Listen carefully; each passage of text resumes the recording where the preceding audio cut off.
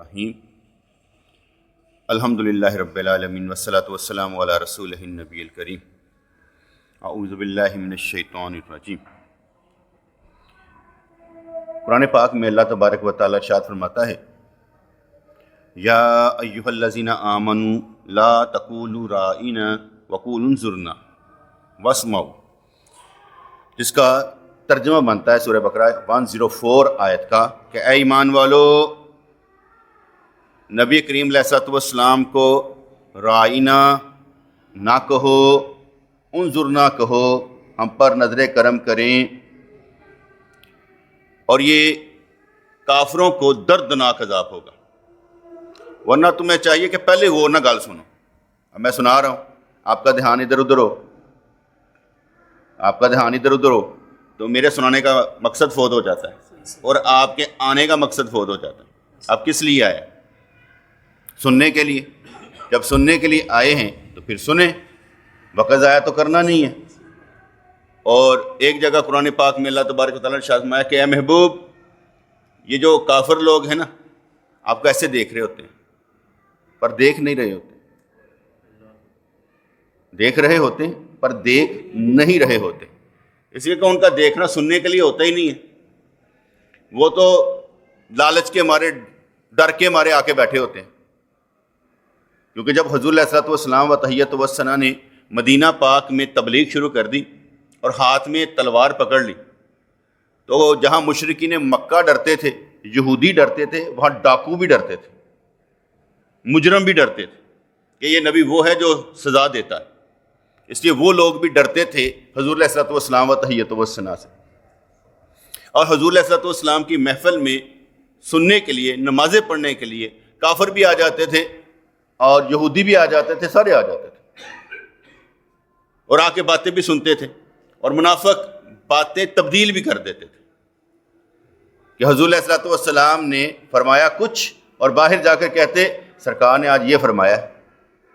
جیسے آج بھی گڈ مڈ کر دیتے نا، آپ کے کیا کہتے ہیں، گوگل پہ چلے جائیں، آپ نے ایک مسئلہ تلاش کرنا ہے تو 5 مسئلے علیحدہ علیحدہ ملیں گے، آپ چوائس نہیں کر سکیں گے میں نے کرنا کیا ہے، یہ کون سا صحیح ہے، آپ اس کو سمجھ نہیں پائیں گے۔ اور سمجھنے کے لیے لازم ہے کہ علم ہو بیٹے، اگر علم نہیں ہے تو سمجھیں گے کیسے؟ علم والا فرق کرتا ہے کہ یہ ہمارے لیے نہیں ہے، یہ ہمارے لیے ہے، اور وقت کے ساتھ فیصلہ کر لیتا ہے کہ اس مسئلے کا حل کیسے نکلے گا۔ مثال ہے، وہ احمد بھائی مجھے بتا رہے تھے صحیح، ایک مسجد ہے، ٹھیک ہے، اس کی 2 صفیں جو ہے نا وہ تو ٹھیک ہے، تیسری صف میں جب امام کے پیچھے کھڑے ہو جائے نا تو رستہ نہیں نکلتا، بندہ ادھر بھی نہیں جا سکتا، ادھر بھی نہیں جا سکتا، حالانکہ ادھر بھی 10 بندے کھڑے ہو سکتے ہیں، ادھر بھی 10 بندے کھڑے ہو سکتے ہیں، لیکن دروازے میں سینٹر میں اگر وہ کھڑا ہو جائے گا تو پھر رستہ نہیں ملے گا جو پیچھے سے آئے گا۔ اب کرنا کیا چاہیے؟ مسجد جو ہے وہ ویسے ہی ہے، بنائی اس طریقے کی گئی ہوئی ہے، بے کیا کہتے ہیں نا، تکونی نہیں، گنیا ہوتا کی ہوتا ہے، سارا نے پتا ہے، میں نے بول رہا تھا۔ اچھا، تو بنائی اس طریقے سے گئی ہوئی ہے کہ وہ زمین جو تھی نا وہ ایک پلاٹ کی صورت میں، جیسے یہ ہے نا، یہ ہم نے آگے کر دیا اور یہ پیچھے کر دی، ساری صفیں تقریباً برابر ہوتی چلی گئی۔ وہاں پر ایسا نہیں تھا۔ اب مسئلے کا حل کیا نکالا انہوں نے؟ مسئلے کا حل نکالا، ایک ادھر جا کھڑا ہوتا ہے، ایک ادھر جا کھڑا ہوتا ہے، پھر اج کر پور کر کے آخر دھیان دیں، کیا ٹھیک رہے گا؟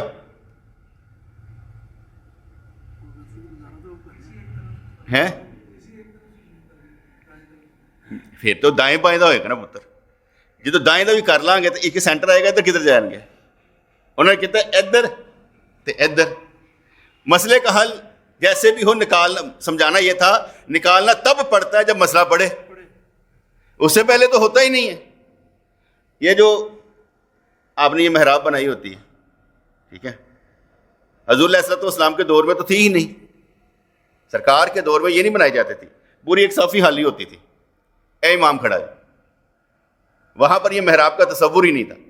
یہ تو ہم لوگوں نے پھر بعد میں بنایا نا، یہ محراب آ گئی، اور اس کے بعد یہ ساتھ میں آ گیا اذان کا دینے کا۔ یہ اذان دینے والا جو ہے نا آلہ، یہ بھی مسجد سے باہر ہے جہاں اذان دی جاتی ہے، کیونکہ یہاں سجدہ نہیں ہوتا، یہ مسجد سے باہر ہے۔ کبھی بھی اگر کوئی اعتکاف میں بیٹھا ہو تو اندر نہیں جائے گا، اندر جائے گا اعتکاف ٹوٹ جائے گا۔ اس پر رولا پڑ گیا کہ کیا یہاں یہ بھی مسجد سے باہر ہے؟ تو جواب ملا نہیں، سجدہ نہیں کر رہے. جب سجدہ کر رہے ہو تو مسجد میں کر رہے ہو نا، اس لیے یہ مسجد میں ہے. پہلے رولا یہ تھا کہ امام جو ہے نا اس کے پاؤں باہر ہوتے ہیں، سجدہ مسجد کے باہر کرتا ہے. پھر انہوں نے فتویٰ دیا نہیں یار، سجدہ جہاں پر کیا جاتا ہے وہ مسجد ہے، پاؤں رکھنے والی مسجد نہیں ہے. اگر آپ سجدہ مسجد سے باہر کر رہے ہیں تو مسجد کیسے؟ اس لیے یہ مسجد ہے. مسجد کہا اس کو جاتا ہے جہاں سجدہ کیا جاتا ہے. یہاں سجود و رکوع ہوتے ہیں تو یہاں پر ہم کہتے ہیں یہ مسجد ہے. اس لیے یہاں پر آپ بیٹھ جائیں، یہ تو سیڑھیاں ہیں، اس کا کیا کریں گے؟ اس لیے جو بندہ اعتکاف والا اسے یہاں پر بھی نہیں بیٹھنا چاہیے، کوشش کرنی چاہیے کہ ادھر بیٹھے. تو کیا کہتے ہیں، مسئلہ جب پڑ جاتا ہے نا تب مسئلے کا حل نکلتا ہے، اس سے پہلے کچھ نہیں ہوتا. میں آپ کو بڑے مسئلے سکھاؤں گا لیکن آپ کو سمجھ نہیں آئے گی. آپ کو سمجھ آئے گی جب آپ کے سر پر پڑے گی. جیسے ایک بندہ نماز میں ہی پڑھتا، اسے میں کچھ چیزیں سکھاؤں گا، وہ پڑھ ہی نہیں رہا، اسے کیا سمجھ آنی ہے کہ یار یہ سکھا کیا رہا ہے؟ اس لیے سیکھنا اسی نے ہے جو کر رہا ہے، چل رہا ہے. طالب مولا بھی وہی ہوتا ہے نا جو آگے کو چل رہا ہو. جو رکا ہوا وہ طالب مولا تھوڑی ہوتا ہے. جس کے حضور کی حدیث پاک ہے، جس کے 2 دن برابر ہو گئے وہ خسارے میں. یہ صوفیوں کے لیے حدیث ہوتی ہے کہ جس کے 2 دن برابر ہو گئے، یعنی 2 دنوں میں ایک جیسے کام، اسے آگے نہیں بڑھا، خسارے میں. روزانہ نئی شان مومن کی ہونی چاہیے. جیسے اللہ کی نئی شان ہے، ہر لحظہ ہے مومن کی نئی آن نئی شان، تو مومن کی بھی ہر لمحہ نئی شان. جس کا مطلب یہ ہوا آپ نے روزانہ پلاننگ کرنی ہے کہ کل میں نے گزارنا کیسے. اگر آپ کے اندر پلاننگ کا جذبہ نہیں ہے، مینجمنٹ کا جذبہ نہیں ہے کہ میں کس طرح اپنے حالات کو بہتر بنا سکتا ہوں، ٹائم میں سے ٹائم کیسے نکال سکتا ہوں، تو آپ زیرو ہیں. اس لیے جس کے 2 دن برابر ہو گئے خسارے میں. آپ کاروبار کرتے ہیں، کاروبار میں آپ کیا چاہتے ہیں؟ روزانہ ترقی. تو اسی طریقے سے روحانیت میں بھی روزانہ ترقی ہونی چاہیے، روزانہ آگے بڑھنے کا جذبہ ہونا چاہیے کہ یار میں نے یہ کرنا ہے، میں نے یہ کرنا ہے، میں نے یہ کرنا ہے. آپ میں سے ہر ایک یہاں دنیا میں اللہ تبارک و تعالیٰ کی معرفت حاصل کرنے کے لیے آیا ہوا ہے، اور جب معرفت پہچان ہو جائے تو اس کے بعد عبادت کرنے کے لیے آیا ہوا ہے. معرفت کے بغیر عبادت نہیں ہوتی، پہچان کے بغیر عبادت نہیں ہوتی.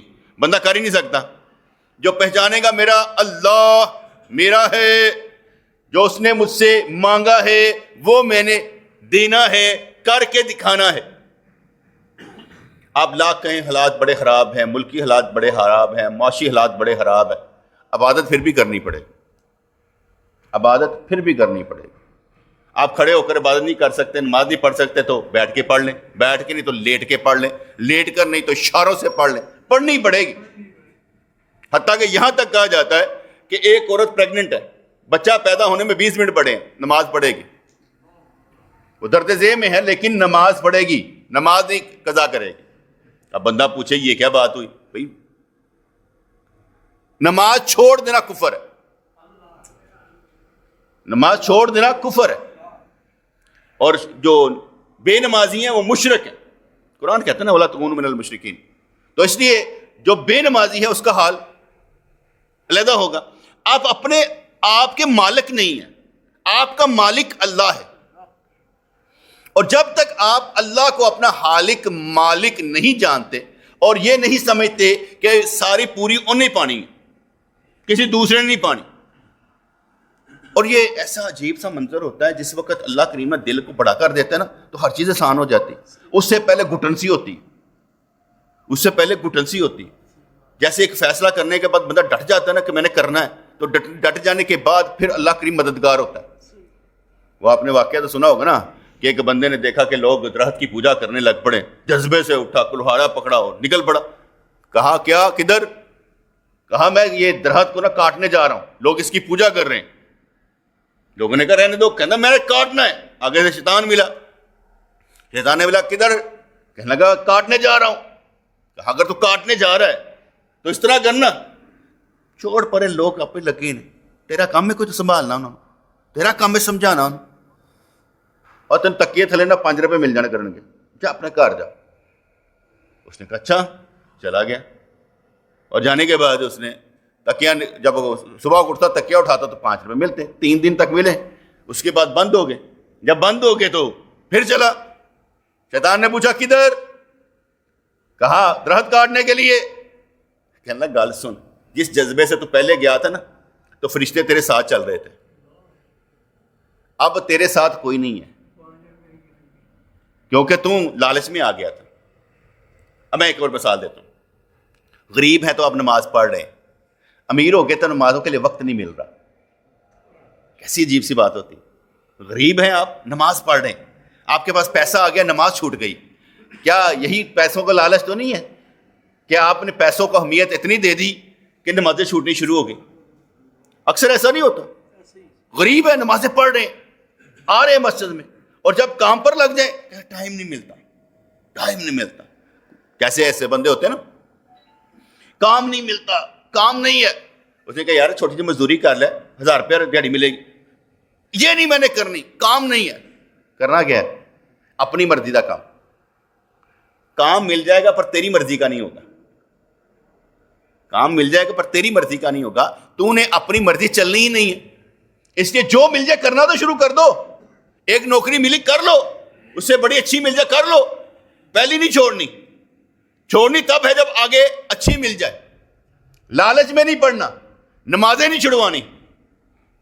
فرض کریں ایک جگہ پر آپ کو پیسہ 10,000 مل رہا ہے لیکن نماز کی سہولت موجود ہے. اگلی جانا ہے، جب آپ نے موو کرنا ہے وہاں 20,000 مل رہا ہے، نمازوں کی سہولت نہیں ہے. آپ کیا پسند کریں گے؟ جھوٹ، جھوٹ یار انج تو نہ کرو، منہ تو جھوٹ بولتے پہ ہو. انج تو نہ کرو. اس کی مثال ایسے لے لیں، دفتر میں جو نمازی پڑھتے ہیں نا، نمازی وہ ظہر کے نمازی ہوتے ہیں کہ جیسے نماز کا ٹائم ہونا نماز پڑھنے چلے جائیں گے. جی میں نماز پڑھنے گیا، عصر مغرب عشاء فجر فارغ. یہ گل سمجھ آئے گی نہیں ہے؟ عصر مغرب عشاء فجر فارغ. کیوں؟ کام پر نہیں نا ہے، وہ کام پر نماز ہے. جب کام نہیں ہے نماز نہیں ہے. یہ بھی کون لوگ ہیں؟ ان کی مثال ہے، ایک پٹھان تھا نا، وہ ایک انگریز کو کہہ رہا تھا، پوچھا تو مسلمان ہو جا جنت میں جائے گا. انہوں نے کہا جنت کیا ہوتی ہے؟ انہوں نے سارا دسیا جنت اے نے اے چیزاں اے چیزاں اے چیزاں. تے کہندا کہ میں مسلمان نہ ہوا تو پھر کہا جہنم میں جائے گا. کہا جہنم میں کیا؟ کہتا آگ، یہ وہ اس طرح عذاب ہے. اس نے کہا اچھا. کہا کوچا جیسے تو ہے نا اتنا گندا، تو جنت میں بھی جا کے نا جنت کو گندا کر دے گا. جیسے ہم ہیں نا محنتی، ہم جہنم کو جا کے ٹھنڈا کر لے گا. اب اس کا جواب اس کے لیے بالکل ٹھیک تھا. وہ گندے انسان کے لیے تو یہی جواب ہوگا نا کہ تو گندا ہے. اچھا بندہ کوئی بات کرے تو اچھی ہے، گندا بندہ بات کرے وہ گندی ہے. کیونکہ پہلے وہ دیکھے تھے کس کو کہہ رہا ہے. خود تو کہتا تھوک تھوک کے تو نے سارا کام خراب کیا ہوا ہے، نسوار چڑھا چڑھا کے کام خراب کیا ہوا ہے. تو اس لیے اس نے کہا کہ ہم جا کے صاف صوف کر لے گا، تو فکر نہیں کرنا، تو اپنی فکر کر. اس لیے مثال دینے والا جو ہے وہ اچھا ہونا چاہیے. تو جب نماز پڑھنے کے لیے پھر ایک واقعہ یاد آیا تھا نا، ایک انگریز نے دیکھا کہ مسلمان ایسے بندگی کر رہے، سارے کے سارے صفے باندھ کے. یہ کیا کہتا نماز؟ اور جس جگہ کا CEO تھا نا وہاں پر ایک مسلمان ہے، سر میں نماز پڑھوں. بالکل، ویری گڈ ویری گڈ. اس نے دیکھا تھا مسلمان نماز پڑھ رہے. وہ گیا آدھا گھنٹہ غیب. وہ CEO اس کے پیچھے مسجد میں گیا تو وہاں سویا ہوا. کہنا ویری بیڈ گائز، بڑے برے لوگ ہیں. وہ کام تھا کہ نماز پڑھ کے واپس آؤ، وہیں پر سو گیا ہوا ہے، اپنی روٹی حرام کر رہے. ہم کیا کرتے تھے کہ اگر کام ہو تو نفل نہیں پڑھا کرتے تھے کہ کام کی اہمیت ہے، نفل نہیں پڑھتے تھے. اس لیے کہ اگر نفل پڑھیں گے تو کام چھوٹ جائے گا، دیر ہو جائے گا. اس لیے ہم نفل چھوڑ دیتے تھے، فرض پڑھ لیتے تھے، سنتے پڑھ لیتے تھے. یہاں پر سارے نفل ہی ادو یاد آتے ہیں جب مسجد میں جائیں کہ اب آج پڑھ لیں، سارے وظیفے بھی کر کے جاؤں گے پیر نے حسین، اس سے پہلے نہیں. تو قصہ مختصر واپس آتے ہیں کہ کافر لوگ جو تھے وہ کیا کرتے تھے کہ رائینا، حضور علیہ الصلوۃ والسلام و تحیت رائینا، جب اسے کھینچ کے پڑھیں گے نا تو وہ رعیت کے معنی میں نہیں ہوگا، بلکہ معنی آ جائے گا ہمارے چرواہے. معنی کیا ہو جائے گا؟ ہمارے چرواہے. اس لیے وہ کھینچ کے رعین کہا کرتے تھے اور جان بوجھ کر کہا کرتے تھے. نبی کریم علیہ الصلوۃ والسلام کو تکلیف دینے کے لیے کہا کرتے تھے. اس پر بھی آپ یاد رکھیے گا ہم لوگ بھی بہت سے کام لوگوں کو تکلیف دینے کے لیے کرتے ہیں, جان بوجھ کر کرتے ہیں, تانگو. مثال کے طور پر میں سمجھاتا ہوں. اہل تشیع حضرات نا کبھی آپ کا ان سے مسئلہ پڑ جائے نا تو وہ آپ کو نا پنچ کریں گے. 1 2 3 گو. اب کیا مطلب اس کا؟ اس کا کیا مطلب ہے؟ بلب BULB کیا مطلب ہے؟ احد کے بگوڑے کیا مطلب ہے؟ اور تمہارا قرآن بکری کھا گئی کیا مطلب ہے؟ انہوں نے پتہ ہے کیسی کی کہنے پہ, اور جن کو ان کی سمجھ ہوتی ہے نا وہ سمجھتے ہیں کہ یہ صحابہ کرام کو گالیاں نکال رہے ہیں, یہ صحابہ کرام کو تان کر رہے ہیں, برا بلا کہہ رہے ہیں. وہ آپ کو پنچ کریں گے, آپ اس کے جواب میں نا گالیاں نکالیں گے, برا بلا کہ وہی چاہتے ہیں. وہ اہل بیت کے لبادے میں حرام زادے ہیں نا, اہل بیت کے لبادے میں حرام زادے ہیں, کیونکہ اہل بیت تو اہل بیت ہیں. مولا علی مولا علی مولا علی مولا علی. ایک بات یاد رکھیے گا, جو نبی کی تعلیم پر نہیں وہ نبی کے ساتھ نہیں. جو مولا علی کے ساتھ ہے, علی حق کے ساتھ ہے, تو تعلیم کون سی؟ نبی کی. ان کے پاس ہے نہیں تو یہ مولا علی کیوں کرتے ہیں؟ اس لیے مولا علی کرتے ہیں کہ انہوں نے آپ کے مقابلے میں دین نیا گڑھ لیا ہے. ان کی کتابیں ہی نہیں رسول اللہ صلی اللہ علیہ وسلم والی. آپ کریں گے کیا؟ اور آپ کی نس نس میں پیری مریدی میں ہر شے میں وہ شامل ہیں, پنجے والے ہر شے میں شامل ہو چکے ہیں, لیکن آپ کو معلوم ہی نہیں ہوگا. میں ایک مثال اکثر دیتا ہوں نا, اجے تسی 9-10 محرم نو قبراں تے مٹی پاندے ہو, کدا سوگ مناندے ہو؟ 9-10 محرم نو جا کے جڑے انج کر دیو. حضور نے فرمایا کہ قبر ایک گٹھ ہونی چاہیے. حضور کی قبر ہی ایک گٹھ تھی, سمجھ لیں. تو علماء کے نزدیک قبر ایک گٹھ ہونی چاہیے. اس سے اوپر قبر جو ہے بدعت ہے, خلاف سنت ہے. تو ہم کر کیا رہے ہیں؟ آپ اپنی ایمان سے بتائیں, قبر بچائیں, قبر بچائیں, قبر بڑھائیں نا, لیکن آپ کر رہے ہیں وہ خلاف سنت ہے. ایسے ہی ہے نا, خلاف سنت ہے. اب آپ کریں گے کیا؟ یہ ان کی چال ہے, رونا پٹا 9-10 محرم جا کے پاؤ گے. ٹرالیاں مٹی کے ثواب واسطے آ رہی ہیں, ثواب نہیں عذاب ہے. 1 روپیہ کا پیسہ ضائع کرنا کس لیے ہے؟ آپ 1 روپیہ ضائع نہیں کر سکتے اپنے آپ کو حساب دینا پڑے گا نا. مال کمایا کہاں سے, لگایا کہاں پر, کہیں کہ نہیں دینا پڑنا. جوانی کہاں پر گزاری, حساب دینا پڑے گا نا بیٹے. اس کے علاوہ تو سیدھی سی بات ہے نا, فَمَن يَعْمَلْ مِثْقَالَ ذَرَّةٍ خَيْرًا يَرَهُ وَمَن يَعْمَلْ مِثْقَالَ ذَرَّةٍ شَرًّا يَرَهُ. جس نے ذرہ برابر بھی برائی کی ہوگی دیکھ لے گا, اور جس نے ذرہ برابر اچھائی کی ہوگی دیکھ لے گا. کہتے ذرے کی مقدار یہ ہے کہ جب سورج ایسے کر کے لہر پڑی ہو نا کرن, تو اس کے اندر وہ ذرے نظر آتے ہیں. اس ذرے کی بات ہو رہی جو آپ کو نظر آ رہے ہیں نا اس وقت, اس ذرے کی بات ہو رہی ہے. جس نے کیا ہوگا دیکھ لے گا, پا لے گا, کیونکہ خیر اور شر دونوں کا آپ کا حساب کتاب ہے. اگر کوئی بندہ یہ کہتا ہے حساب کتاب نہیں ہے, تو پھر یوم الحساب کس بات کا ہے؟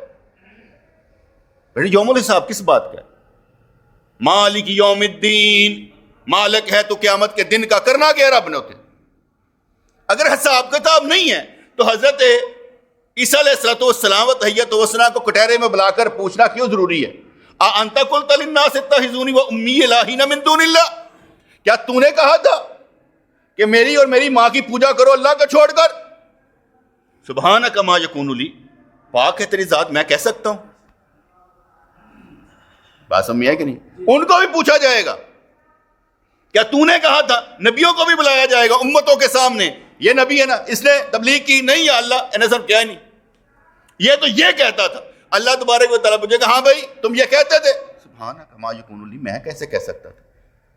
اس پر گواہی حضور نے دینی ہے, اس پر گواہی. انا ارسلناک شاہدا مبشرا ونذیرا, شاہد کا مطلب گواہی, کہ حضور نے نبیوں کی گواہی دینی. اس لیے ہم یہ فروعی مسئلے میں کہتے ہیں کہ حضور شاہد ہیں. کیا ہیں؟ گواہ. شاہد کا مطلب کیا ہوتا ہے؟ گواہ. الشاہد یرا, شاہد وہ ہوتا ہے جو دیکھتا ہے. گواہ دیکھے گا تو گواہی دے گا نا. میں نے قتل ہوتے ہوئے دیکھا, وٹنس ہوں میں, تو گواہی دے گا. اگر دیکھا ہی نہیں تو گواہی کیسے دے سکتا ہے؟ اس لیے کہا گیا حضور شاہد ہے, حضور گواہ ہے, اور حضور نے گواہی دینی ہے. اب اس شاہد میں کوئی شک ہے؟ قرآن نے فرما دیا کہ حضور شاہد ہیں, گواہ ہیں, اور یہ بھی بتا دیا گواہی دینی ہے, گواہی دینی ہے. اب مسئلہ آ گیا یہ جو ہم رونا پینا ڈال دیتے نا, حاضر ناظر کا, حاضر ناظر, حاضر ناظر, حاضر ناظر کوئی نہیں ہے. اصل لفظ کیا ہے؟ شاہد. حاضر ناظر کا لفظ تو عربی میں ہے ہی نہیں. وہ تو ایک کیا کہتے ہیں, ترجمہ با محاور ترجمہ سمجھانے کے لیے کرتا. یار حاضر ناظر اللہ کی طرح ہو ہی نہیں سکتا, اللہ کی طرح حاضر ناظر ہو ہی نہیں سکتا. اللہ کے لیے حاضر ناظر کا لفظ بھی نہیں. یہ یاد رکھیے گا. یہاں تک کہا جاتا ہے اللہ موجود نہیں. موجود وہ ہوتا ہے جس کا وجود ہو. موجود وہ ہوتا ہے جس کا وجود ہو. تو کہا جاتا ہے اللہ موجود نہیں. نہیں تو اللہ کیسے؟ اللہ نے اپنے علم سے سب کو ہاتھے میں لیا ہوا. اللہ نے اپنے علم سے سب کو ہاتھے میں لیا ہوا ہے. اصل یہ اللہ جانتا ہے, اس لیے اللہ کریم نے سب کو اپنے علم سے احاطے میں لیا ہوا ہے. اللہ موجود نہیں ہے. موجود کے لیے وجود ہونا لازم ہے. گل سمجھ آ رہی کہ نہیں آ رہی؟ اگر آپ کہیں گے اللہ موجود ہے, ہاں وجود ہے اس کا, موجود جو ہے. اس لیے اللہ کے لیے حاضر ناظر کا لفظ نہیں ہے. میں قرآن پر ہاتھ رکھ کر کہتا ہوں, یہ قرآن کی قسم بھی نہیں ہوتی بیٹے. قسم اللہ کی صرف ہوتی ہے. اور قرآن کی قسم ہم اس لیے کہتے ہیں کہ یہ قرآن نہیں گتے والا لکھائی نہیں. قرآن کہنا چاہیے ہم کلام الہی کی قسم کھاتے ہیں. کس کی؟ ہم کلام الہی کی قسم کھاتے ہیں جو غیر محلوق ہے, کیونکہ اللہ کا کلام بھی محلوق نہیں ہے. یہ گتے کی قسم نہیں ہاتھ رکھ کے قسم کھا رہے ہو, پاگل بنایا نا. ہندو کہڑی انہوں کی کتاب ہوتی اتنے رکھ لیندے نے, اتنے رکھ لیندے نے. وہ قسم کھانی ہے تو ڈائریکٹ منہ سے کہو میں اللہ کی قسم کھاتا ہوں, اللہ کی قسم ہے. قرآن رکھنے کی پتہ نہیں کیسے بیوقوف لوگ ہیں ہمارے, وہ قرآن رکھ دیں, لے آتے قسم کھا. کس نے یہ شوشہ چھوڑا ایک قرآن رکھ کے قسم کھانی؟ نہ رسول اللہ کی قسم ہے, نہ ماں دی قسم ہے, نہ میں تیرے سر تے رکھ کے قسم کھانا, میں تیری جان دی قسم ہے. سب قسمیں شرک کے برابر ہے. حضور نے فرمایا یہ قسمیں جو ہے نا شرک ہے جو ہم ساری کھاتے ہیں. قسم صرف اللہ کی ہوتی ہے, اللہ کی ذات کی قسم. اور قرآن کی کیوں؟ قرآن کی قسم کیوں؟ کہ وہ کہ اللہ کا کلام, اللہ کا کلام جو نازل ہوا, گتا نہیں, کاغذ نہیں, روشنائی نہیں, اللہ کے کلام کی قسم جو غیر محلوق ہے. واللہ خلقکم وما تعملون. قرآن فرماتا ہے اللہ نے تمہیں بھی پیدا کیا, بنایا, اور تمہارے عملوں کو بھی بنایا. یہ جو آپ نماز, روزہ, زکوٰۃ, حج یہ سارے کرتے ہیں, اس کو الٹ کرتے ہیں نا, یہ سارے عمل اللہ نے بنائے. آپ کے عملوں کا خالق بھی اللہ ہے. جس کا حکم دیا نا وہ خالق بھی وہی ہے. کریشن اس نے کی ہوئی ہے, آپ کو سکھایا بھی اس نے. الحمدللہ رب العالمین پڑھنی کس نے سکھائی ہے؟ اللہ کریم نے. یہ محبوب ایسے پڑھ لیا کرے, اللہ کریم نے سکھایا سارا کچھ. اس لیے اللہ کریم حاضر ناظر نہیں, اللہ کریم موجود نہیں, اللہ کریم اپنی شان سے, اپنے علم سے سب کو احاطہ کیے ہوئے, لپیٹ میں لیا ہوا. جیسے ہم کہتے ہیں اللہ نور السماوات والارض, اللہ زمین اور آسمان کا نور ہے. بس سمجھو, اگر اللہ کریم زمین اور آسمان کا نور ہے, اس وقت ہم نور میں ہیں کہ نہیں ہیں؟ اس وقت ہم نور میں ہیں کہ نہیں ہیں؟ کہیں زمین اور آسمان کا نور ہے تو اب نور میں ہی ہیں ہر وقت اور ہر لمحے. اللہ زمین اور آسمان کا نور ہے. اور مولانا روم رحمۃ اللہ ارشاد فرماتے ہیں روح اور تاثیر میں فرق ہوتا ہے. روح اور اس کی تاثیر میں فرق ہوتا ہے.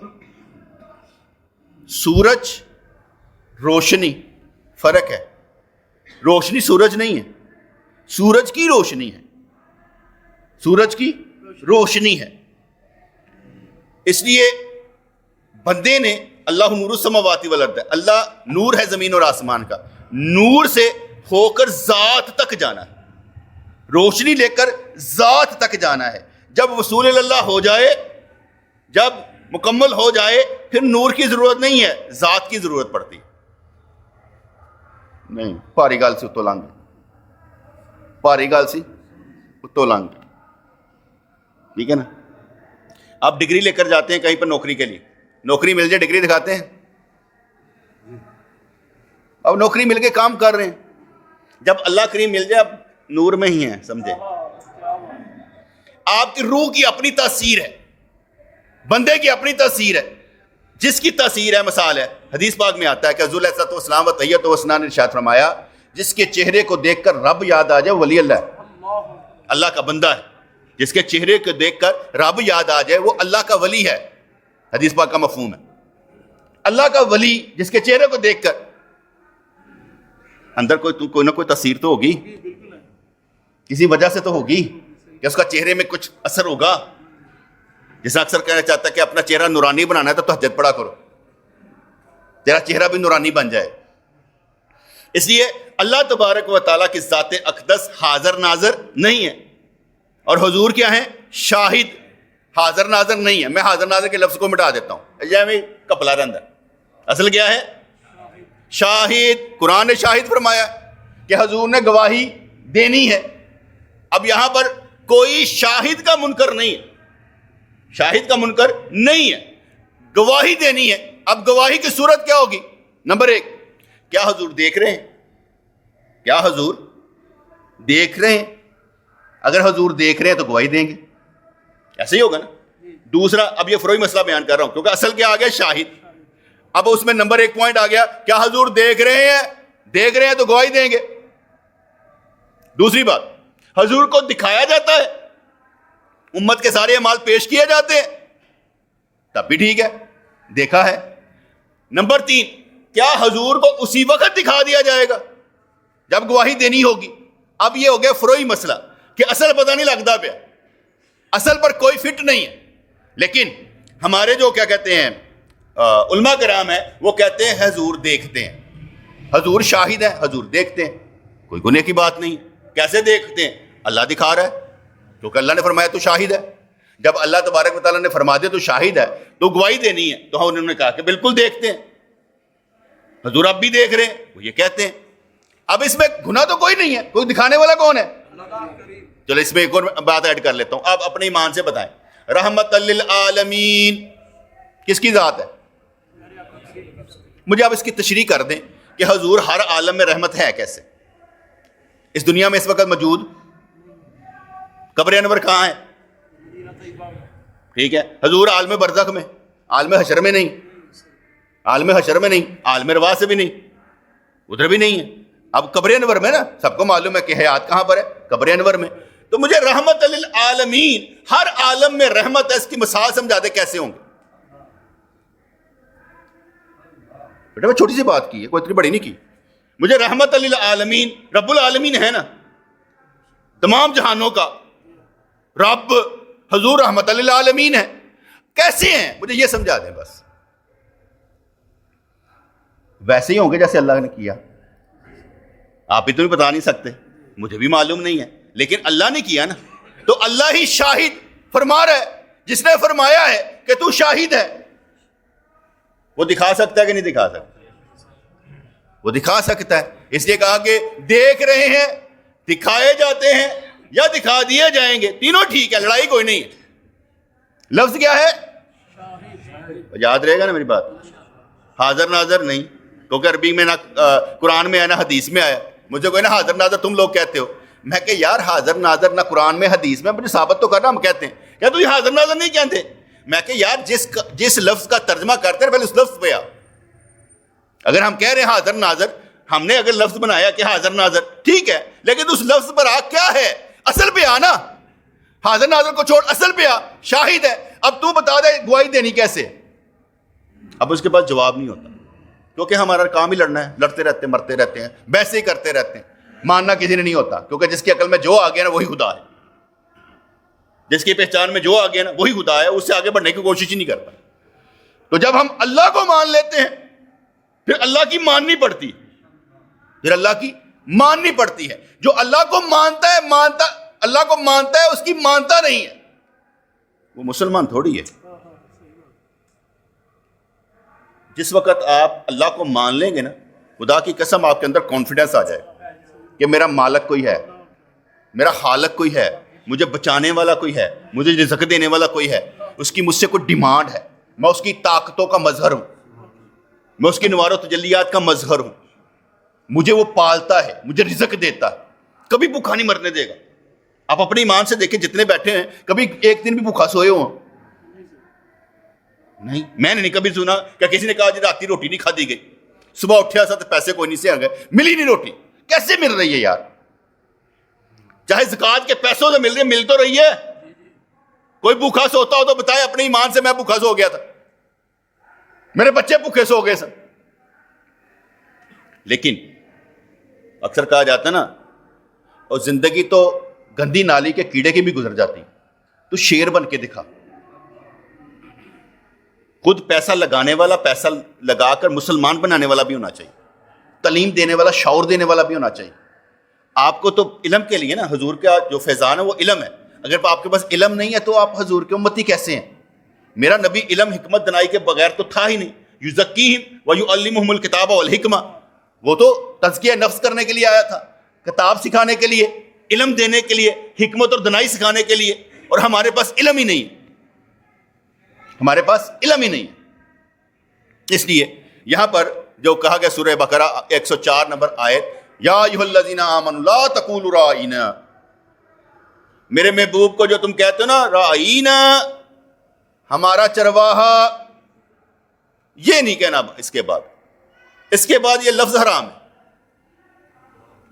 انظرنا, ہمارے اوپر نظریں کرم کریں. اب یہ کہنا اللہ کریم کو پسند ہی نہیں کہ اس کے محبوب کی توہین کی جائے, کسی بھی اینگل میں توہین کی جائے. اس لیے ہم نے کہا تھا کہ حضور کے بال مبارک کی توہین کرنا بھی کفر ہے. ہم نے کہا تھا حضور کے بول و براز بھی پاک ہے, پیشاب پہانا بھی پاک ہے. بول و براز کا مطلب ہوتا ہے پیشاب پہانا, کہ حضور کا پیشاب پہانا بھی پاک ہے. اب گندی نزل کے کیڑے جو ہوتے ہیں نا, وہ کہیں گے اچھا کھان واسطے, ہم نے کہا کھانے کے لیے. ہم نے کہا کہ حضور کے بول و براز کی توہین بھی کفر ہے. عبداللہ بن ابی تھا نا, ایک غزوے سے واپس آ رہے تھے, تو حضور سے جس خچر پر سوار تھے نا, جس گدھے پر سوار تھے, یہ بھی یاد رکھیے گا, حضور نے گدھے کی سواری کی ہے, گدھے کو بھی برا نہ کہیں. وہ کھوتے, وہ بھی تو نہ لینا کہے یا اللہ میں وہ جا کھوتا ہوں جیسے سرکار نے سواری کی تھی. کل سمجھ آ رہی کہ نہیں آ رہی؟ گدھے کی بھی توہین نہیں کرنی بھائی, کہ بھائی تو کھوتا کیا جانتے, ہم بنا لیتے ہیں نا بیٹے. الو کس کی محلوق ہے؟ اللہ کی. ہمیں لفظ چپتے ہیں, اس نے الو کہہ دیا, اس نے گدھا کہہ دیا. بیوقوف ہے نا, اس کا کہنا بنتا ہے, جو مرضی کہہ لیں. ہم تو صابر شاکر لوگ ہیں, ہم تو وہ ہیں جو ہمیں اللہ جانتا ہے. بندہ جو مرضی کہتا رہے, ہمیں کیا فرق پڑتا ہے؟ مسئلہ تو ہوگا کہ ہمیں اللہ کیا فرماتا ہے, کہ تم میرے نزدیک کیا شان رکھتا ہے. اصل مسئلہ یہ. اس لیے حضور علیہ الصلوۃ والسلام جس حجر پر سوار تھے اس نے پیشاب کر دیا, تو عبداللہ بن ابی نے ایسے کر کے ناک پر ہاتھ رکھا, کہتا گدھے کی بدبو. اور ایک صحابی نے کہا میرا نبی جس حجر پر سوار ہے نا, اس کی بدبو بھی ہمیں مشک سے زیادہ پیاری ہے, کیونکہ نسبت ہے. تو اس لیے ہم نے کیا کیا, حضور کے بول و براز پیشاب پہانا پاک ہے, کھانے کے لیے نہیں یار. حضور کے پیشاب کے متعلق تو آتی ہے نا روایت ہے کہ کسی نے پی لیا, معلوم ہی نہیں تھا, کیونکہ حضور علیہ الصلوۃ والسلام رات کے وقت میں بول میں پیشاب کر کے رکھ دیتے تھے سردیوں کے دنوں میں, اور چارپائی کے نیچے. ایک عورت آئی, اس نے غلطی سے پی لیا, غلطی سے پی لیا, اسے کوئی بدبو محسوس نہیں ہوئی. ہم نے اس پر بھی کہا, اچھی رائے ہے نا, ہم نے اس پر بھی کہا جب ہم پانی پیتے ہیں نا تو غلاظت بن کے باہر نکلتا ہے, کچھ نہ کچھ چیزیں نمکیات لے کے نا باہر نکل آتا ہے. حضور جب پانی پیتے تھے نا وہ نور بن کے باہر نکلتا, کیونکہ فلٹر لگے ہوئے تھے نا سارے حضور کے اندر. چلو میں ایک مثال دے دیتا ہوں, سمجھ آ جائے گی آپ کو, بولے لوگ تو نہیں ہو. حضور جو لعاب لگاتے تھے کسی کی آنکھ پر, ادھر سے جاتا تھا نا پانی, بھی ادھر سے جاتا تھا لعاب سے لگ کر. یہ لعاب آنکھ میں لگے تو فرق پڑتا ہے کہ نہیں پڑتا؟ ادھر لگ جائے ہڈیاں ٹوٹ جڑ جاتی ہے کہ نہیں جڑ جاتی؟ اگر اس آپ کو پانی لگ کر اندر چلا جائے تو باہر تو گل سمجھ آ جائے کہ نہیں آئی؟ مثال دے دی نا، سمجھ آ جائے گی. اتنے بولے بھی نہیں ہیں. حضور علیہ الصلوۃ والسلام کے بولو براز بھی پاک ہیں، کھانے کے لیے نہیں. اس لیے اس عورت نے جو پی لیا اسے بدبو ہی نہیں محسوس ہوئی. لیکن یہ کہا جائے صحابہ کرام پیتے تھے، نعوذ باللہ ایسی کوئی بات نہیں، وہ غلطی سے ایسا ہوا تھا. صحابہ کرام حضور کا پیشاب نہیں پیتے تھے، نعوذ باللہ ایسی کوئی بات نہیں. اگر یہ مثال دی گئی کہ بھئی کیا کہتے ہیں پیشاب پی گئی، وہ انجانے میں ایسا ہوا واقعات. حضور نے یہ پینے کا حکم نہیں دیا، اس لیے کہا گیا صحابہ پیشاب پیتے تھے. یار ایک دو چار واقعے کے اوپر آپ کیسی باتیں کر رہے ہیں؟ یا تو آپ مسلمان نہیں ہیں یا اسلام میں فرقہ بازی کو بڑھا رہے ہیں، بات سمجھنے کی کوشش نہیں کر رہے، اپنی اوقات سے بڑھ کر بات کر رہے ہیں. نبی کی باتوں پر سمجھنے کی ضرورت ہے، لڑنے کی ضرورت نہیں ہے. ہم جو لڑ رہے ہیں نا وہ سمجھ نہیں رہے. لڑنے کی ضرورت نہیں ہے، سمجھنے کی ضرورت ہے. جب سمجھ گئے، جو پا گیا سکھی ہو گیا، جس نے پایا نہیں وہ لڑ رہا ہے. میں نے تو آپ کی لڑائیاں ختم کرنے کی کوشش کی ہے، بریلوی دیوبندی وہابی اہل حدیث، میں نے تو لڑائیاں ختم کرنے کی کوشش کی ہیں. آپ کوئی بریلوی دیوبندی اہل حدیث نہیں ہے، سب اہل سنت ہیں. اور اہل سنت وہی ہوگا جو قانون و اصول پر ہوگا. کیا ہوگا؟ قانون و اصول پر ہوگا. کئی دفعہ میں ایسے مثالیں دے چکا ہوں، ابھی اس پر بحث کرنے کی ضرورت نہیں ہے. تو حضور علیہ الصلوۃ والسلام کے بولو براز بھی پاک. یا ایھا الذین آمنوا لا تقولوا رائینا، کہ آپ نے رائینا نہیں کہنا، آپ نے ہر اس لفظ سے بچنا ہے جس سے حضور کی توہین یا نقص نکلتا ہو. اور اپنی عقل کے مطابق بیٹے، بعض اوقات آپ کو معلوم نہیں ہوگا، آپ کہہ جاتے ہیں. میں بھی کہہ سکتا ہوں، کیونکہ ہم لوگ اس طرح کے نہیں نہ پڑھے لکھے ہوتے، تو ہمارے منہ سے بھی کوئی ایسی بات نکل جاتی ہے جیسے ہم نے ایزی لے لیا سرکار کو، جیسے ہم نے حضور کو ایزی لے لیا. حضور کو ایزی نہیں لینا، حضور کو اس کی شان کے مطابق لینا ہے. حضور کہتے ہیں، منہ سے نکل سکتا ہے میرے، لیکن ہم کہتے ہیں حضور فرماتے ہیں. گل سمجھ آ رہی ہے یار؟ حضور کا فرمانے والی شان یہ ہے کیونکہ حضور ہے، وہاں پر احتیاط ضروری ہے. حضور کی توہین دو طرح سے، میرے نزدیک دو طرح سے حضور کی توہین ہے. ایک تو توہین رسالت کرنا، جسے عام کہتے ہیں سرکار جی ایکڑا نبی سی، بڑھیاں کتیاں سن 13 طرح بڑھیاں رکھیاں سن، ایک کہتا نبی سی. اب کس نظر سے کہا، کس اینگل سے کہا، سمجھ آئی کہ نہیں آئی؟ توہین، بدتمیزی کر دینا. یہ تو ڈاکوؤں چوروں کا نبی تھا. توہین کر دینا، ایک یہ توہین ہے، ایک یہ توہین ہے. ایک توہین یہ ہے من غش فلیس منا، حضور نے فرمایا جو ملاوٹ کرتا ہے وہ ہم میں سے نہیں. آپ کر رہے ہیں، کس کی بات مان رہے ہیں؟ کیا حضور کی توہین نہیں؟ حضور کے انکاری نہیں؟ آپ 2 نمبر چیزیں بیچ رہے ہیں، ملاوٹ کر رہے ہیں نا، 2 نمبر چیزیں بیچ رہے ہیں بیٹے، تم یہ توہین نہیں ہے. حضور فرمائے نماز پڑھو، آپ پڑھتے نہیں، توہین نہیں ہے؟ یہ توہین تو نہیں ہے نا. حضور نے ہر عمل کا بتایا ایسے کرنا ہے، اب کر نہیں رہے، اچھا یہ توہین نہیں ہے؟ یہ توہین نہیں ہے. آپ عزت دے رہے ہیں نبی کو، جو نبی کو عزت دے گا اسے عزت ملے گی، جو نبی کو عزت نہیں دے گا عزت کیسے ملے گی؟ اس لیے آپ توہین کر رہے ہیں. لیکن یہ توہین رسالت سمجھ نہیں نہ آتی کہ یار میں کر کیا رہا ہوں، میں غلط ہوں کہ ٹھیک ہوں، کہاں پر ہوں، یہ سمجھ نہیں آتا. اس لیے انسان اپنی مرضی کر جاتا ہے. یہاں پر کہا گیا کہ رائینا نہیں کہنا، کیا کہنا ہے؟ انظرنا. یہ کس نے سکھایا؟ اللہ کریم نے. اللہ کریم نے سکھایا. اور آگے میں نے بتایا کہ اے محبوب تجھے دیکھتے ہیں پر دیکھتے نہیں، اور دیکھنے صرف ہنجی لگے ہوتے ہیں. یار ایسی گل سن کے نا ملاوٹ کس طرح کرنی اس گل سے. فرض کو میں نے اتنی باتیں ابھی آپ کے سامنے کر رہا ہوں، باہر جا کے آپ پھر کہیں مولوی نے انج کیا تھا. یا مجھ سے پوچھ کہ میں نے کیا کیا، اپنی عقل سے کیوں بات کر رہا ہے. مجھ سے پوچھنا کہ میرا مفہوم کیا تھا، میں کیا سمجھانا چاہ رہا تھا. کئی چیزیں میں باتیں کرتے کرتے ہم مدوری چھوڑ جاتے ہیں نا، کئی واقعے تو مدورے چھوڑ جاتے ہیں، سلپ دماغ سے سلپ ہو جاتے ہیں. ہم کون سے تیاری کر کے آئے ہوتے کہ یہ پڑھا، جو دماغ میں آتا کر دیتے ہیں بات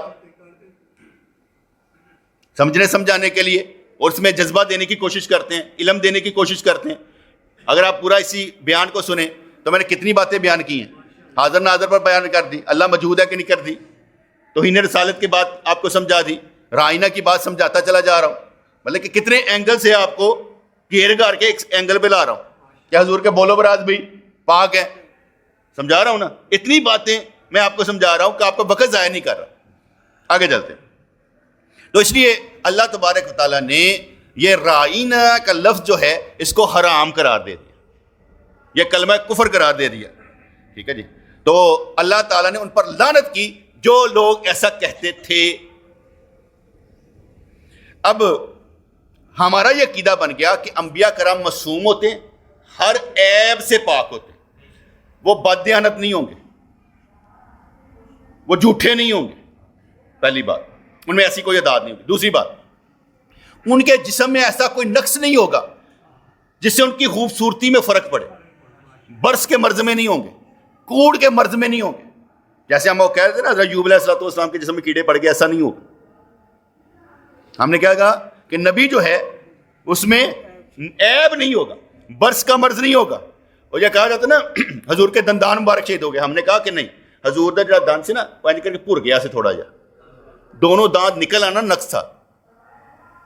مثال کے طور پر اس کو دیکھتے ہیں. عبید اللہ ابن جراح رضی اللہ تعالیٰ عنہ نے حضور علیہ السلام کی جو خود نکالی, اوپر والا دانت ٹوٹ گیا, ادھر کی نکالی تو نیچے والا دانت ٹوٹ گیا. ان کے اوپر والا نیچے برابر کے نا وہ دانت ٹوٹے ہوئے تھے, اور کہتے ہیں محبت والے کہتے ہیں کہ ان میں سے روشنی نکلتی تھی, انہیں خوبصورت لگتے تھے. انہوں نے نکالے, دانت جڑ سے نکل گئے, حضور کے نہیں نکلے تھے. نہیں تو کہا جاتا حضور کے دانت جڑ سے نکل گئے, ٹوٹ گئے. اور ویسے کرنے والی بات ہی غلط ہے, سارے دانت شہید کرتے ہیں. اگلے نے کیا مولا علی نے زیادہ محبت نہیں تھی, ویسے کرنے زیادہ تھی, توڑی سے پڑ گئے. گل سمجھ آئی کہ نہیں آئی؟ اس لیے حضور کے دندان بار ایسے پورے سن, ٹوٹے نہیں تھے. ہم نے کہا نقص نہیں ہے نا, نبی میں نقص نہیں ہوتا. ٹھیک ہے. اس لیے پہلی بات صداقت, امانت. دوسری بات یہ عیب نہیں ہوں گے. تیسری بات جو ہوتی ہے کہ حضور علیہ الصلوۃ والسلام و تحیت و ثنا, آپ کی ہر بات میں وزن ہوگا, چھوٹی نہیں ہوگی. اب ایک جگہ پر حضور علیہ الصلوۃ والسلام کی حدیث پاک آتی ہے صحیح بخاری کتاب الاجارہ میں کہ حضور علیہ الصلوۃ والسلام و تحیت و ثنا نے فرمایا, اللہ تعالیٰ نے کوئی ایسا نبی نہیں بھیجا جس نے بکریاں نہ چرائی ہوں. اللہ تعالیٰ نے کوئی ایسا نبی نہیں بھیجا جس نے بکریاں نہ چرائی ہوں. اس پر آپ کے صحابہ نے پوچھا, انہوں نے بھی پتہ نہیں سنا, آپ کے صحابہ نے پوچھا کہ آپ نے بھی بکریاں چرائی ہیں؟ فرمایا کہ ہاں, کبھی میں بھی مکہ والوں کی بکریاں چند قرات پر چرایا کرتا تھا, اجرت پر چرایا کرتا تھا. یہاں پر رفڑ پڑ گیا, اس حدیث پر نا رفڑ پڑ گیا, محبت والوں کا سمجھ لیں رفڑ پڑ گیا. کیونکہ حضرت سوید رضی اللہ تعالیٰ عنہ جنہوں نے ابن ماجہ میں یہ حدیث روایت کی ہے نا, انہوں نے قراریت, ایک لفظ ہے قراریت, اس کو لیا قرات کی جمع, قرات کی جمع, یہ ایک سکہ ہوتا ہے نا. تو کہا کہ حضور علیہ الصلوۃ والسلام ایک بکری کی اجرت میں ایک قرات ملتا تھا, یہ انہوں نے لکھ دیا. ہمارے جو علماء کرام ہیں انہوں نے کہا حضور نے اپنی بکریاں چرائی ہیں, مزدوری پر بکریاں نہیں چرائی. اپنی بکریاں چرائی ہیں, مزدوری پر بکریاں نہیں چرائی. اس پر پوچھا گیا کیوں؟ کہا یہ پیشہ غلط ہے. نبی کا پیشہ جو ہے نا وہ گھٹیا نہیں ہوتا. نبی کریم کا پیشہ گھٹیا نہیں ہوتا, نبیوں کے پیشے اچھے ہوتے ہیں. بکریاں چرائی ہیں, رولا کس بات پر ہے؟ اجرت پر, کہ اجرت پر چرائی ہیں. نبی کریم نے کبھی گھٹیا پیشہ اختیار نہیں کیا. نبی کی بات کر رہے ہیں, نبی کی بات کر رہے ہیں. باقی جو ہے کوئی پیشہ غلط نہیں ہوتا, بندہ پیشے کو غلط بناتا ہے. ہمارے نزدیک پیشہ کوئی غلط نہیں ہوتا, جو بھی کر رہا ہے ٹھیک کر رہا ہے. ہمارا ایک دوست تھا تو یاد پڑتا ہے, وہ نائی کی دکان تھی اس کی, تو وہ گاڑی صاف کرتا تھا. اس نے مجھ سے کہا کہ آپ مہربانی کریں کہ دعا کریں میں جان چھوڑ دیں, میں داڑیاں نہیں کٹانا چاہتا, میں یہ کام نہیں کرنا چاہتا. اس کے بعد اس نے کوشش کی, اب دیگے پکانے پہ آ گیا, داڑھی سے جان چھوٹ گئی. اس نے کوشش کی, کل سمجھ آ گئی نا. چاہے ایک بندے نے کوشش کی, کوشش تو کی, جو کوشش کرے گا رب اسے دے دے گا. پہلے اپنی منزل کا تعین کرے, مقصد کا تعین کرے, پھر زور لگائے, رب دے دے گا. ایسا نہیں ہو سکتا رب دینا نہیں چاہتا. وہ دیکھو خزانے نے کدے واسطے نے, اور کوئی کنجوس تھوڑی ہے. وہ دینے والا ہے, لیں, کوشش کریں, ہر ایک کو دے گا, اس کا کام ہی دینا ہے.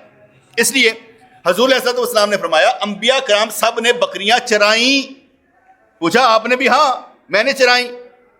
قراریت. اب یہاں پر ایک اور حدیث ہم نے کوٹ کی. سیدنا ابو سعید خدری بیان کرتے ہیں, مسند احمد 11940 حدیث ہے کہ اونٹوں اور بکریوں کے مالکوں نے نبی کریم کے پاس ایک دوسرے پر فخر کیا, تو آپ نے فرمایا فخر اور تکبر اونٹوں کے مالکوں میں ہے اور سکینت اور وقار بکریوں کے مالکوں میں, یہ فرمایا. پھر آپ نے فرمایا جب موسیٰ علیہ السلام کو مبعوث کیا گیا تو وہ اپنے گھر والوں کی بکریاں چرایا کرتے تھے. نبی بکریاں چرایا کرتے تھے, کس کی؟ اپنے گھر والوں کی. اور جب مجھے مبعوث کیا گیا تو جہاد مقام پر اپنے گھر والوں کی بکریاں چراتا تھا. حدیث نے حدیث شرح کہتے کہ نہیں؟ جہاد کے ساتھ ہی یہ قراریت مقام تھا. قراریت اجرت کا نام نہیں تھا, وہ مقام کا نام تھا. ہم نے کیا کہا؟ قراریت مقام کا نام تھا, یہ قرات کی جمع نہیں تھی. اور اس وقت ہم نے کہا قرات سکہ رائج الوقت ہی نہیں تھا, درہم تھے, دینار تھے. اس لیے حضور علیہ الصلوۃ والسلام نے بکریاں چرائیں, مگر اپنی بکریاں چرائی ہیں, اجرت پر بکریاں نہیں چرائیں. اور کیوں؟ اس لیے کہ بکریاں چرانا کا پیشہ نبی کی شان کے خلاف ہے. اگر بالفرض سمجھ لیں اس وقت میں نبی نے یہ پیشہ اختیار کیا تو وہ اعلیٰ مقام کا ہوگا. اس وقت نبی کو چرواہا کہنا جائز نہیں, کیونکہ بکریاں چرانے والے کو بیٹے چرواہا ہی کہیں گے نا, ہمارا چرواہا, تو اس طرح ہم تو نہیں کہیں گے نا, نبی کی شان کے خلاف ہے. اس لیے میں نے صرف ایک حدیث کا ذرا آپ کو پس منظر بتا دیا کہ اگر آپ بخاری میں ابن ماجہ میں یہ حدیث پڑھتے ہیں کہ حضور علیہ الصلوۃ والسلام نے بکریاں چرائیں, بالکل چرائیں. رولا کس بات پر ہے؟ پیسے لے کر چلائیں نہیں. ہم نے کہا نبی کا پیشہ جو ہے وہ بلند ہوتا ہے, گٹیا نہیں ہوتا. عام آدمی کوئی پیشہ کرے, پیشے کو عزت دے دے, پیشہ اس کی وجہ سے عزت پائے, چاہے وہ موچی کیوں نہ بیٹے. جوریاں گانٹ رہے نا تو گانٹتا جائے, ایسے اچھے طریقے سے گانٹے کہ دوبارہ کوئی آئے نہ کہ یار ٹوٹ گیا, یہ نہ پڑے. ایسے اچھے طریقے سے گانٹے کہ یار 10 سالہ واسطے فری ہے, تو نہیں آئے گا, کیونکہ روزی اللہ نے دینی. ہم اگر ایسی چیز تیار کرتے ٹوٹے ہی نہ, برتن ٹوٹے ہی نہ, تو اگلا کہے گا پھر بناتے تو آگے کیوں ہوئے گا. ہم بناتے اس طرح کہ جلدی ٹوٹ جائے, کپڑے وہ بناتے جلدی پھٹ جائیں. کام خراب کرنے والے, ہمارے دماغ خراب ہے نا بنیادی طور پر. ہم لالچی لوگ ہیں, خریش لوگ ہیں, پیسوں کی کمائی کرنا چاہتے ہیں نا, بس آنا چاہیے آنا چاہیے. اچھے لوگ بھی ہیں, ہمارے دوست ہیں یہ پینل بناتے ہیں, بہت اچھا, 2 نمبری نہیں کریں گے. میں ایک مثال دیتا ہوں, اس نے مجھے مثال سمجھائی. کہنے لگا ایک بندہ ہم سے کام سیکھ کر چلا گیا, اس نے کہیں پر پینل بنایا اور غلط بنایا, خراب بنایا. انہوں نے ہمیں فون کیا آپ کا یہ پینل ہے. انہوں نے کہا یار یہ بندہ ہمارا نہیں تھا, لیکن کیونکہ ہمارے نام پر کام کر کے ہم آپ کو فری پینل دے دیتے, کیونکہ ہمارے نام پر کام کر کے ہماری عزت ہے, ہمارا وقار ہے, ہم آپ کو فری پینل دے دیتے ہیں. جی ایک تو مارکیٹنگ ہو گئی, کہ اگلے کو فری دے دیا. انہوں نے کہا یار بندے ٹھیک نہیں, ان سے کام کروانا چاہیے. اب جو مال آیا نا اچھا ہے. کہ گل سمجھ آئی کہ نہیں آئی؟ اپنی چیز اچھی دے, آپ دین کے سپاہی ہیں, آپ کی طرف سے گھٹیا چیز کیوں جائے؟ میری طرف سے آپ کو گھٹیا چیز آئے گی نہیں. میں جو اچھا کھاتا ہوں وہ دوسروں کو کھلانے کی کوشش کروں, گھٹیا نہیں. ہمارے گھر میں وہ پکا نا 2 دن ہو گئے سالن قسم دے دیں, میں سٹ دیو دینا نہیں. ایک دفعہ ہم نے حلوہ پکایا, بڑی پرانی بات, سمجھے میرے بچپن کی بات ہے. تو حلوہ پکایا زیادہ ہو گیا, تو میرے ابو نے کہا مدرسے دے دو. میں کہا میں نے نہیں دینا, پھینک دوں گا, اب دوں گا نہیں. میرا دل نہیں کرتا جو ہم زائد ہے اس کو دیں, نہیں دینا چاہتا میں, میرا دل ہی نہیں کرتا. میں دینا چاہوں گا اچھی چیز دوں گا, بری چیز نہیں دوں گا. جو میں خود کھا لوں گا نا وہ دینے کی کوشش کروں گا, جو میں خود کھا نہیں سکتا وہ دینے کی کوشش نہیں کروں گا, کیونکہ میں سمجھتا ہوں یہ جائز نہیں.